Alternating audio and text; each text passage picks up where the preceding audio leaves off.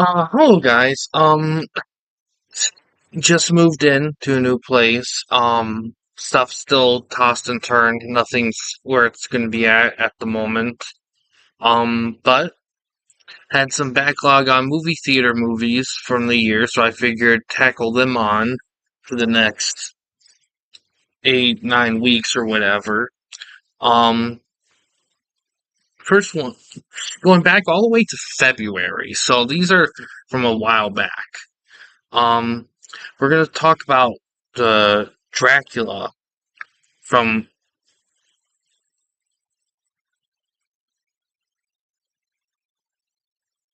this year. Um, because granted, it came out. Hold on, let me. All right, it's weird. Sorry, because on page it said released in 2025, but we saw it in this year. So there's kind of a. I think it was released in Europe a year prior in 2025. So I think that's where the confusion is. So this movie has a 6.2 out of 10 on IMDb with about 40,000-ish user votes. It has 44% on Metacritic with 21 critics. It stars Caleb Landry Jones, who we know from, who's also been in X-Men First Class, and Christoph Waltz, that was in Django Unchained. It's directed by Luke Benson, who also did The Fifth Element. And like I said, rated R, 2 hours and 9 minutes on Rotten Tomatoes.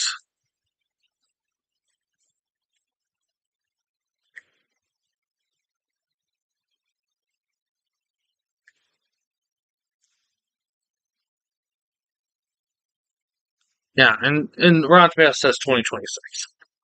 It has 54% by from critics with 114 critics and 82% by audiences with about 1,000-ish audience people. The critics' consensus on Rotten Tomatoes is valued by Caleb Landry Jones' haunting lead performance and Danny Elfman's lush score. Dracula reimagines the classic vampire myth as an emotionally charged gothic romance, yet its inconsistent tone holds it back from genre-defining great. And yes, I will say this, as someone that doesn't mind a mix of tones, this movie is it bounces back before forth between the between the darks, like sad gothic romance tragic isms and a little campy horror romp. It kind of bounces between the two. You don't really know what to make of it necessarily. It's kind of hard to decipher it sometimes. Um, but I will say this: I was hooked into this movie, and Corey was too. We saw this in the next movie we're going to talk about in the next video, back to back. And this was a fun one to watch. Like he is the lead, Caleb Landros. He is excellent in this. He gives Dracula a live action like that. I don't know if there's ever quite been this kind of light before. Like they really lean into the gothic romanticisms of this. Some people may think of this as familiar as the yet to be seen on my end Castlevania anime series on Netflix. Um, yeah, it's solid. I mean, he's just very good in this. Everyone else is solid too. Christoph Waltz is good.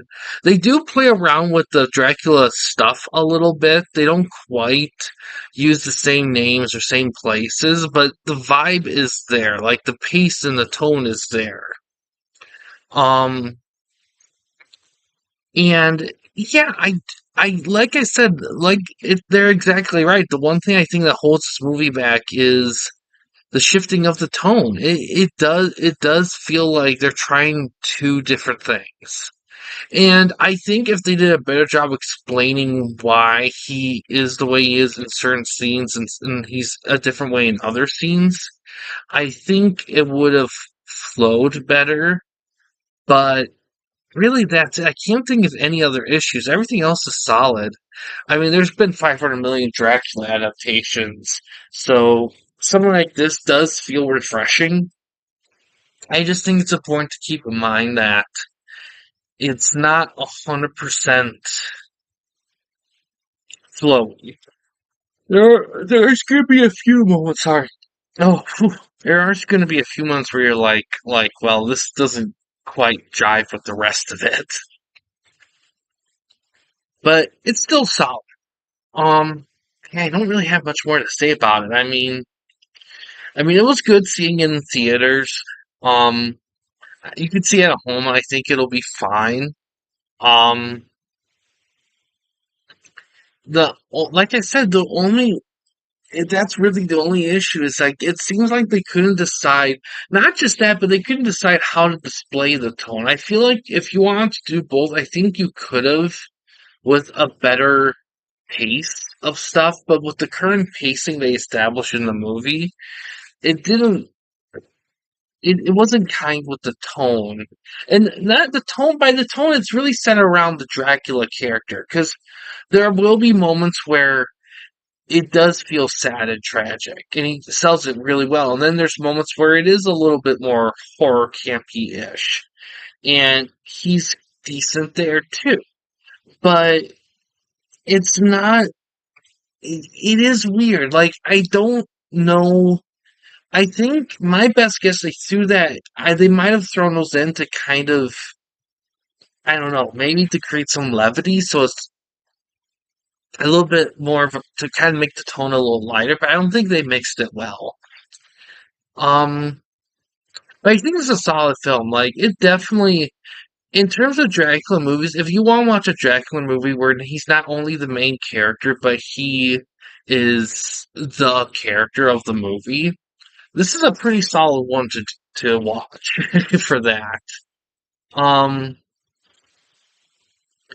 but yeah, it's still solid. I mean, I definitely recommend it for viewing.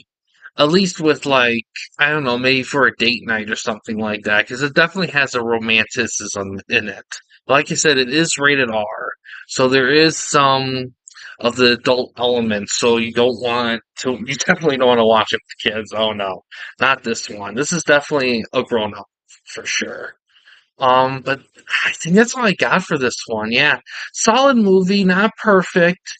But I think it's worth a watch if you're looking for something a little slightly different take on the Dracula story. And maybe just a class. Oh man, sorry. And just something, maybe just a little casual date night movie. But yeah, that's good. But that's all I gotta say for that one. More to come from this. But yeah, that's gonna do it for this one here, guys.